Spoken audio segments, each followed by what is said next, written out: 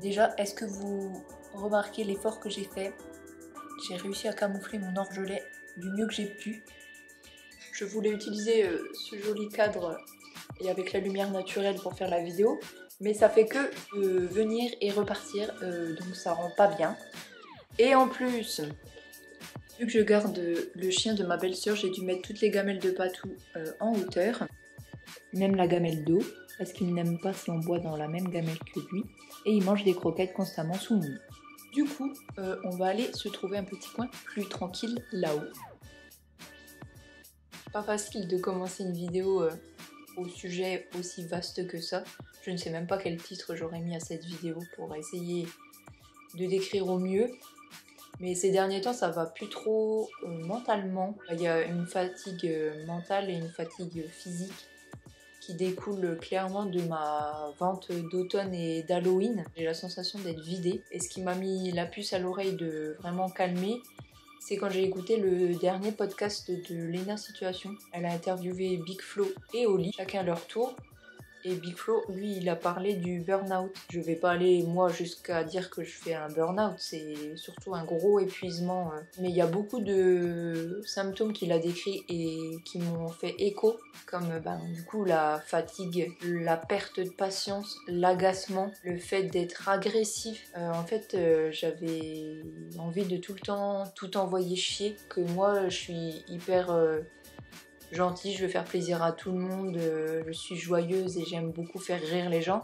Là, je me suis rendu compte que c'était plus moi-même, donc il fallait faire quelque chose et il faut lever le pied. Donc j'ai dû prendre des décisions pas hyper faciles quand on est artisan ou qu'on est à son compte. Déjà, on va revenir sur la vente d'automne et la vente d'Halloween. Pour vous resituer, j'ai commencé à en parler au mois d'août.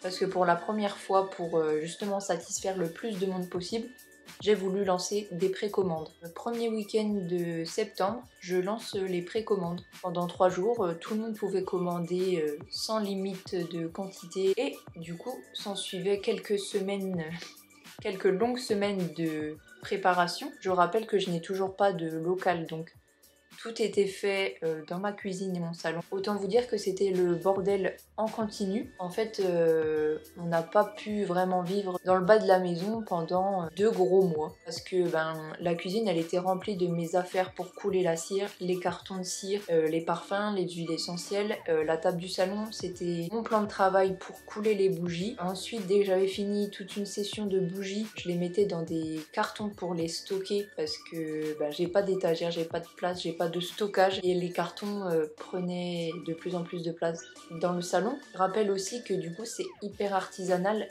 j'ai pas des énormes quantités. Donc pour vous dire, je coule les bougies 10 par 10. Du coup j'en ai profité de cette précommande pour faire un peu plus et proposer une vente d'Halloween début octobre et ensuite je vais passer à la phase expédition pour les précommandes ou la vente d'Halloween. J'ai terminé ces 2 ventes à 325 commandes, donc je sais pas trop si vous arrivez à voir ce que ça représente, mais pour moi toute seule c'est énorme. Ça représente plus de 750 bougies. Donc comme je vous disais, je les coule 10 par 10, donc je vous laisse déjà imaginer le temps que ça prend. Et il n'y a pas que le fait de couler la bougie en fait dans le fait de vendre des bougies. Il y a toute la partie avant, la gestion du site internet, les fiches articles, d'avoir un développeur qui gère ça, les moyens de paiement, les soucis de transporteur, couler les bougies, ensuite mettre les étiquettes. Moi j'ai eu des gros problème avec ma machine de découpe. Ça m'a fait monter, je pense, ma tension à je ne sais pas combien. Parce que vraiment, moi je suis un peu une vieille personne pour ça. Genre, la technologie, pour moi, elle est là pour nous faciliter la vie. C'est son but quand même. Et là, mais je passais plus de temps à m'énerver sur ma machine que si j'aurais découpé moi-même les étiquettes. Donc franchement, ça m'a pas mal gonflé. Une fois qu'il y a tout ça, il y a toute la partie expédition. Et ça, faire 325 colis dans son salon, je vous laisse imaginer le gros bordel. Surtout que cette fois-ci, il y avait des céramiques en plus, donc je voulais vraiment les protéger au maximum parce que ça fait toujours chier quand les colis arrivent cassés, autant pour vous que pour moi. Déjà que le reste de mes bougies c'est en verre, donc c'est très fragile aussi. Donc il y avait du calage, des cartons, les bougies partout. Tout ça cumulé, ça fait plus de 2 mois avec le salon en plein bordel. Et le truc c'est que quand on mange le soir avec Léo, en fait on est entouré de bordel. Et en fait je ne peux jamais, ça me repose pas l'esprit parce que je vois mes bougies, les trucs, je me dis ben je vais encore en faire après manger. Des fois j'ai fini à 1h du matin et le lendemain je me réveillais, ben déjeuner entre mes cartons, mes colis, avoir un intérieur en bordel constant, c'est avoir la tête en bordel constant, clairement. On avait prévu une semaine d'expédition, au final j'ai mis 3 semaines, parce que je m'attendais pas en fait que ça soit aussi long, qu'il y ait autant de travail. Je me suis clairement surestimée. Encore une fois, c'est quand tu veux faire plaisir à tout le monde, tu penses pas du tout à toi, tu réponds aux besoins des autres et puis c'est tout. Et juste pour vous dire que du coup j'ai fait mes expéditions du coup début et mi-octobre pour que ça soit arrivé avant Halloween, parce que c'était quand même le but. Nous sommes le 24 novembre, j'ai encore des colis qui ne sont pas arrivés. Mondial Relais a perdu pas mal de mes colis. Évidemment, ça tombe toujours sur des commandes à 145 €. Avoir Mondial Relais au téléphone relève du miracle. Donc pour les remboursements, je pense que je peux aller me faire cuire un œuf. À côté de ça, je comprends hein, les clients qui sont mécontents et tout. Donc moi, de mon côté, ben, j'essaye de faire tampon entre les deux, d'essayer d'avoir des infos de Mondial Relais, les donner aux clients. Et au final, ben là, je suis tellement fatiguée de tout que j'ai remboursé les personnes qui m'avaient écrit comme quoi le colis n'était toujours pas arrivé. Sans compter, j'ai eu du coup pas mal de colis qui sont arrivés cassés. Mais du coup, encore une fois, j'ai dû rembourser. Et en fait, j'ai payé un transport, j'ai payé les produits que j'ai envoyés. Au final, je dois repayer la cliente. Donc vraiment pas gagnante du tout. Donc je me dis que la prochaine fois qu'il y aura une grosse vente en fait, ce sera uniquement quand j'aurai un local parce que je n'ai plus envie de revivre le bordel qu'il y a eu ces derniers mois. J'ai vraiment plus d'énergie. C'est pour ça du coup je vous annonce qu'il n'y aura pas de vente de Noël. Du moins pas de vente habituelle. Je pense que je vais juste vous proposer les bougies coulées dans les céramiques de Emma, les petits pots avec les flocons dessus sur la céramique. Mais pareil, il n'y en aura pas beaucoup. Et avec les aléas, ben, c'est aussi une artisane, Emma. On est dans une période froide et humide, donc les céramiques, ça met plus longtemps à sécher, qu'elle fasse les dessins, qui est l'émaillage, qui est la cuisson. Du coup, je ne sais pas encore quand j'aurai ces céramiques. Je pense que ça sera début décembre, que le temps que je recoule les trucs, je fasse la vente, rien ne garantit que vous les ayez pour Noël, donc ça m'embête beaucoup. C'est pour ça que je préférais aussi vous prévenir. Je sais qu'il y a beaucoup de gens, si ça arrive après Noël, c'est pas très grave, mais s'il y en a qui voulaient le faire en cadeau, voilà. Mais vraiment, il n'y aura pas une autre seule bougie avec. J'ai vraiment aucune énergie, aucune envie à sortir un seul carton de cire, un seul pot à bougie. Je ne veux plus voir mon bain-marie alors que tout a été commandé. Hein. J'ai commandé tous mes kilos de cire, mes parfums, mes huiles essentielles, mes pots pour des centaines, des milliers d'euros même. Bon, tant pis, ça sera pour une prochaine fois. Il y aura, je pense quand même, la nouveauté dont je vous parle depuis un moment, mais ce n'est pas une bougie, c'est un fondant. Donc ça, je vous en parlerai plus en détail soit dans une prochaine vidéo, soit sur Instagram. Mais voilà, je sais qu'il y aura beaucoup de déçus parce que souvent, et ça me fait énormément plaisir, vous utilisez mes créations comme cadeau ou auto-cadeau, mais il n'y en aura pas pour cette fin d'année. Il y aura quelques bougies qui me restent de la vente d'automne que j'avais fait d'avance. Vu qu'elles sont déjà prêtes et étiquetées, ça, il n'y a pas de souci. Et voilà, juste pour vous prévenir qu'il n'y aura pas grand chose. Et c'est quand même triste parce qu'on sait très bien pour les artisans que Noël, c'est la partie la plus importante de l'année. Mais niveau santé mentale et physique, je préfère m'en passer que de faire la vente de trop et me dégoûter de ça. Et de ne plus jamais en faire de ma vie. Du coup, je ne sais pas encore si je fais la vente avant de les recevoir et comme ça, dès que je les ai, je coule et je vous les envoie pour ne pas attendre en plus la vente. Comme ça, si les gens ne veulent pas la bougie en céramique, juste une des bougies peut-être qui me reste d'automne et la nouveauté, le fondant, je pourrais peut-être les faire partir avant. Il n'y aura pas un énorme stock et puis voilà. Du coup, ça va faire 1 an et demi que je suis mon propre patron. Alors, il y a énormément de points positifs, sinon je pense que je ne serais jamais allée dans cette voie-là. Mais là, ces derniers temps, le négatif avait pris le pas sur le positif et en fait, je me suis dit, et ma mère me l'a rappelé hier, si j'ai choisi cette voie, c'est pour justement mieux vivre au quotidien, c'est pas pour me stresser pour tout. Le souci et l'avantage, c'est que moi, j'ai 3 activités en fait. J'ai mon blog et mon Instagram Carnet Green, j'ai mon activité de bougie et j'ai mon activité H2O. Alors certes, c'est super bien parce que du coup, je mets pas tous mes œufs dans le même panier. Je suis pas obligée de faire des collaborations sur Instagram pour vivre, ça, y a pas de souci. Mais en fait, se diviser en 3 quand on est tout seul, ça fait quand même beaucoup parce que en plus, ces derniers temps, mon compte Instagram Instagram a pas mal grossi. Alors c'est chouette, hein, c'est une belle reconnaissance et tout, mais en fait ça découle sur une surstimulation, un contact sans interruption. Les gens me prennent un peu pour une bible, en mode j'ai réponse à tout. Ils voient une vidéo sur détartrer sa bouteille ou faire sa lessive. En fait par message j'ai des centaines de messages pour me demander alors j'ai un vase comme ça, comment je peux le nettoyer, puis ma machine à laver elle a des mauvaises odeurs, et puis ci et puis ça. Et moi comme je vous le disais, c'est un gros souci en fait, je pense beaucoup aux autres par rapport à moi et je passe énormément de temps à répondre. Je fais trop de conseils personnalisés, ça me pompe une énergie pas possible, pas le sur-négatif parce que c'est à moi de gérer aussi mes messages et si j'ai envie de répondre ou pas, personne ne me force. Mais ces derniers temps, il y a eu aussi beaucoup de vols de contenu. Alors soit les gens prennent directement ma vidéo et la republient telle quelle en disant genre c'est la leur. Il y a aussi ceux qui reprennent ma vidéo, qui la font eux-mêmes en reprenant les mêmes plans, la même astuce et puis la même voix off. Et je me bats beaucoup contre ça en ce moment.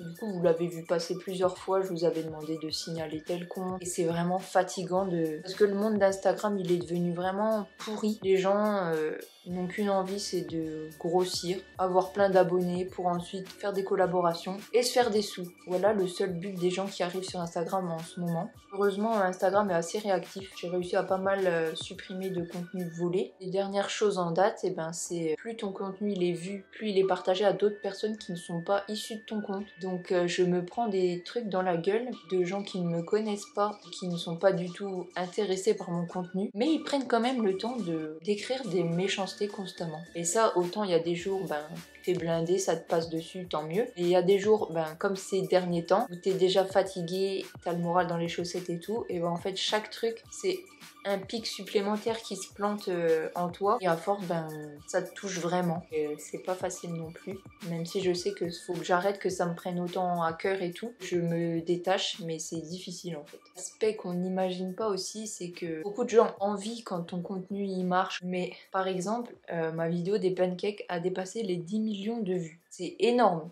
Je réalise pas du tout. Ça représente des centaines de commentaires par jour. Et genre des gens qui me disent pourquoi 40 grammes d'eau? Pourquoi pas 40 millilitres? Mon fils est allergique aux produits laitiers. Est-ce que je peux mettre du mascarpone? Est-ce que je peux mettre ci à la place? Ou qu'est-ce que je peux mettre à la place? Est-ce que je peux mettre de la farine de lupin? Est-ce que je peux mettre de la farine de châtaigne?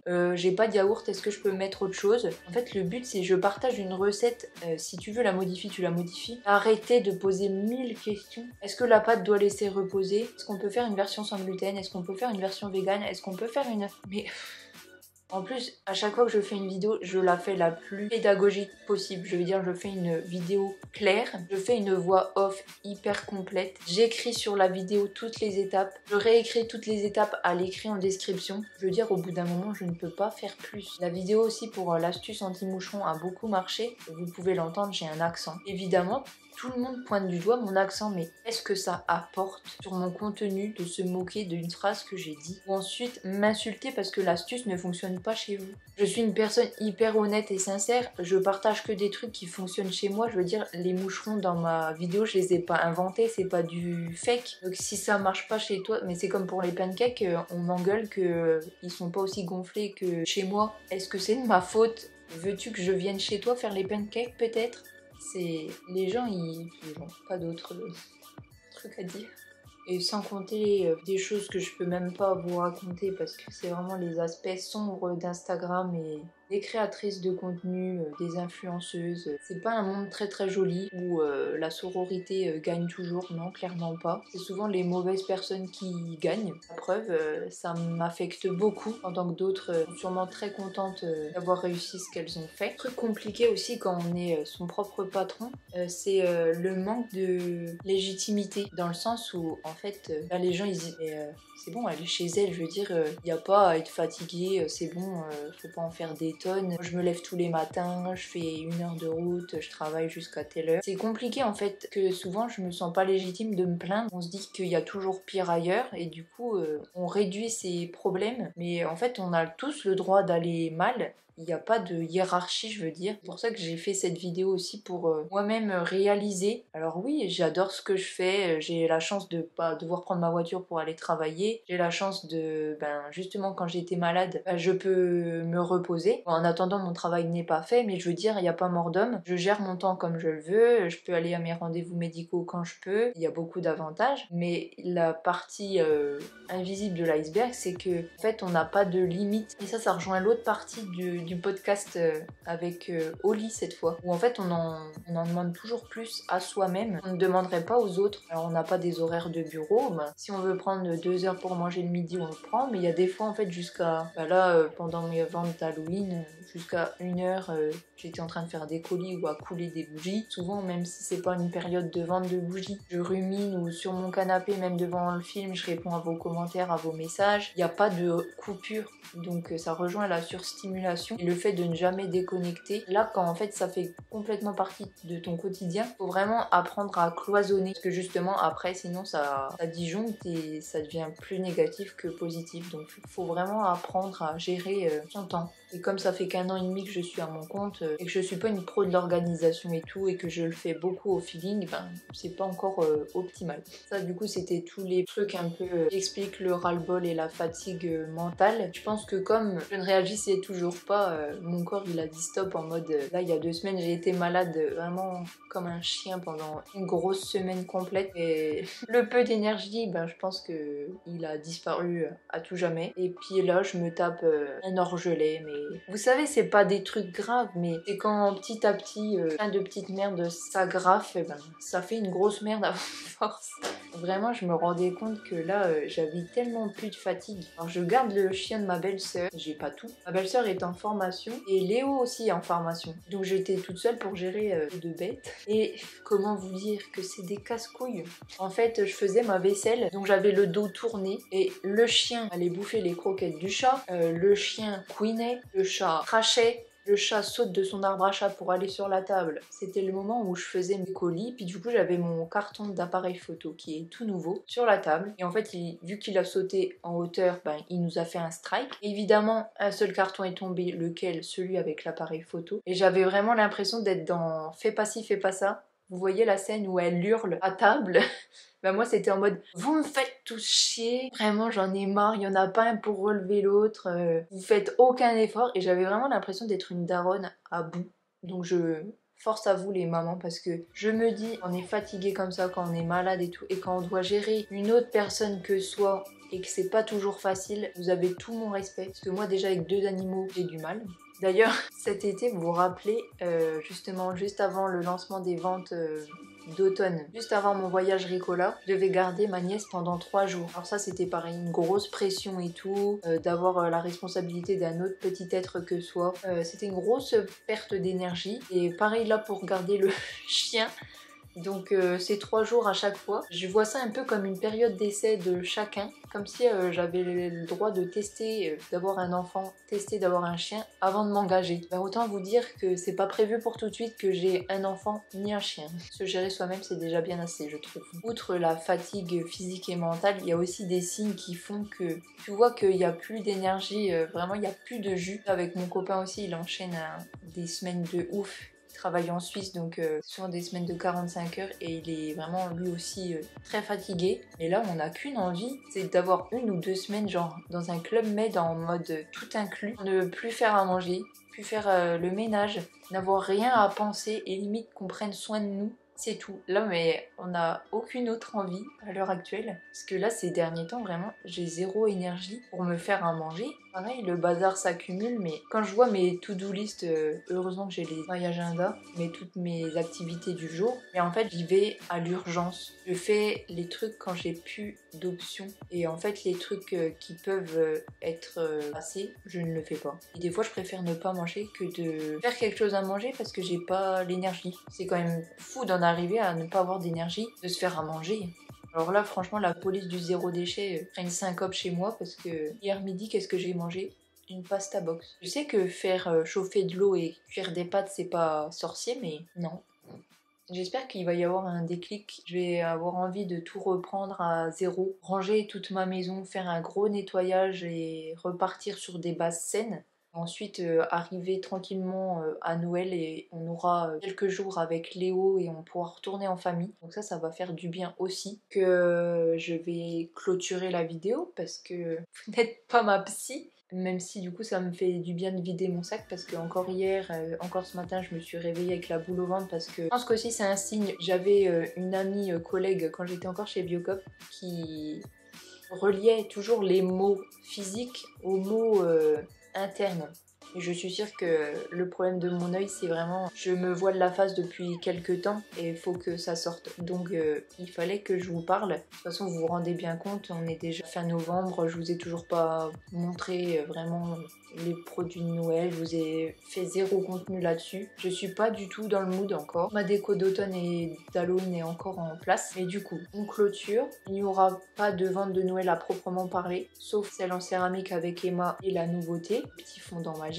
Pour les dates, c'est pas encore sûr, donc ça, on se tient au courant. Ensuite, il n'y a pas que du négatif, parce qu'il serait triste quand même. Je pense que je vais m'occuper de retirer les décos d'automne cet après-midi, demain, et placer celles de Noël. Et je pense que je vais vous faire une petite vidéo. J'adore regarder ça chez les autres, et peut-être que ça me mettra plus dans l'ambiance de le faire avec vous. J'ai fait quand même pas mal d'achats, et je sais que vous aimez bien les petits points déco, donc je vous montrerai tout ça en vidéo. Et dernier point, toujours dans le thème de Noël, je vais faire un petit swap de Noël avec ma copine Julie du compte Friendly, mon accent anglais, du compte Friendly Friendly Julie. Et du coup j'ai hâte de préparer son petit colis. À chaque fois que j'allais quelque part, je voyais des belles choses, je pensais à elle. Donc ça m'a fait du bien aussi. Parce que oui, sur Instagram, il n'y a pas que du négatif. Il y a des chouettes personnes et heureusement. Mais du coup j'ai hâte de vous préparer ça. Je vous montrerai le colis quand elle m'enverra le mien et vous verrez sûrement le mien chez elle. Donc voilà, ça fait du bien d'avoir vidé son sac, vous avoir enfin annoncé pour la vente de Noël. Je sais qu'il y aura des déçus, mais on se rattrapera. Je vous en ai déjà parlé aussi, j'avais prévu une jolie bougie pour la Saint-Valentin, pour des céramiques avec des petits cœurs. Donc ça, on en reparlera et on va se rattraper. Bisous. Et oui, du coup, je vous ai parlé du swap de Noël et tout ça, mais du coup, si l'énergie, la motivation revient et tout, j'aimerais bien vous proposer des petits vlogs pendant décembre. N'est-ce pas, Patou? Oh, gros nounours. Ces grosses paluches.